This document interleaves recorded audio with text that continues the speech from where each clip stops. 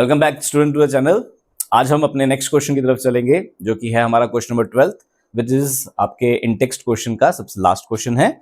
इसी के साथ हमारे इन टेक्स्ट क्वेश्चन खत्म होंगे और नेक्स्ट वीडियो से हम चलेंगे हमारे टेक्सचुअल क्वेश्चंस की तरफ। ठीक है, तो हमारे पास क्वेश्चन क्या कहता है हम रीड कर लेते हैं। सिंपल क्वेश्चन है, अगेन सॉल्व करेंगे उसके अकॉर्डिंग।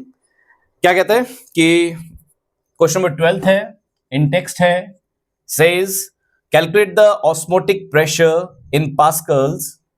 ऑस्मोटिक प्रेशर आपको निकालना है in pascals exerted by a solution prepared by dissolving 1 gram of polymer। हमारे पास एक पॉलीमर दिया गया है जिसका गिवन वेट दिया है जो कि है 1 gram of polymer of molecular mass, और उसका मॉलिक्यूलर मास भी हमें दिया है which is 185,000 gram. Okay, in 450 ml volume भी प्रोवाइडेड है, इन 450 ml of water at 37 degree Celsius, और साथ ही साथ टेम्परेचर भी प्रोवाइडेड है 37 डिग्री सेल्सियस। ठीक है जी, तो डाटा हमारे क्वेश्चन से रिलेटेड जो भी था हमने लिख लिया इसको। डाटा में हमें ऑस्मोटिक प्रेशर निकालने को कहा गया है, given weight of the polymer है हमारे पास, molar weight of the polymer है हमारे पास, वॉल्यूम गिवन है कि कितने सॉल्यूशन में हम उसको मिक्स कर रहे हैं, एंड टेम्परेचर दिया है एट कितने डिग्री सेल्सियस में इसको बना रहे हैं। ठीक है, तो क्वेश्चन सॉल्व करते हैं, स्टार्ट करते हैं। सबसे पहले ऑस्मोटिक प्रेशर क्या चीज है उसके फॉर्मूले से रिलेटेड बात करते हैं। ऑस्मोटिक प्रेशर का फॉर्मूला है pi is equal to CRT। Osmotic pressure को पाई से डिनोट किया जाता है। यहां पर C है कंसंट्रेशन जो कि जनरली मोलैरिटी होती है, देन R है गैस कांस्टेंट एंड T है हमारा टेम्परेचर। ठीक है, pi is equal to CRT formula है, सिंपल सा फॉर्मूला है। कंसंट्रेशन मोलैरिटी में होती है, गैस कांस्टेंट है R एंड T है टेम्परेचर। फॉर्मूले को थोड़ा एक्सपैंड कर लेंगे, मोलैरिटी ओपन करेंगे तो that will be pi is equal to NB upon volume into R into T।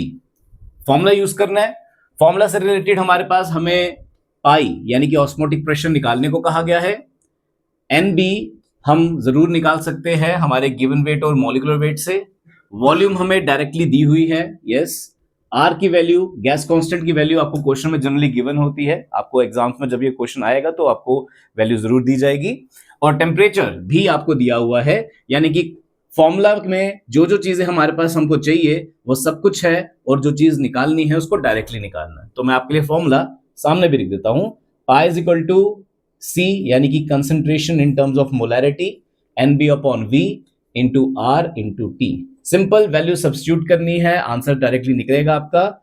Pi is equal to NB रहेगा हमारे पास number of moles. Number of moles होता है हमारा given weight by molar weight, तो given weight हमारे पास है 1 ग्राम, मोलर वेट है 185,000। ठीक है, अपॉन वॉल्यूम है, वॉल्यूम के ऊपर ले जाएंगे तो 1 अपॉन वॉल्यूम आ जाएगा। वॉल्यूम है हमारे पास 450 ml की, जिसको आप लीटर्स में चेंज करेंगे विच इज 0.45 लीटर्स। तो यहां पे वॉल्यूम की वैल्यू डाल देंगे 0.45 into R universal gas constant formula रहेगा 8.314 into 10 to the power 3, since pascals में पूछा है हमारे पास तो into 10 to power 3। And further temperature जो कि हमें 37 डिग्री सेल्सियस दिया है, इसको भी हम केल्विन में चेंज करेंगे। 37 प्लस 273 ये आ जाएगा हमारे पास 310 केल्विन, और इसकी वैल्यू भी सीधा सीधा यहाँ पर सब्स्टिट्यूट की जाएगी। तो डायरेक्ट क्वेश्चन है बच्चा, हमारे पास सारा डाटा गिवन है, हमने सिर्फ कैलकुलेशन करनी है, और कैलकुलेशन करके हमने इसमें हमारा ऑस्मोटिक प्रेशर निकालना है। कैलकुलेशन का रिजल्ट हमारा रहेगा अप्रोक्सीमेटली 31 पास्कल्स अप्रॉक्स।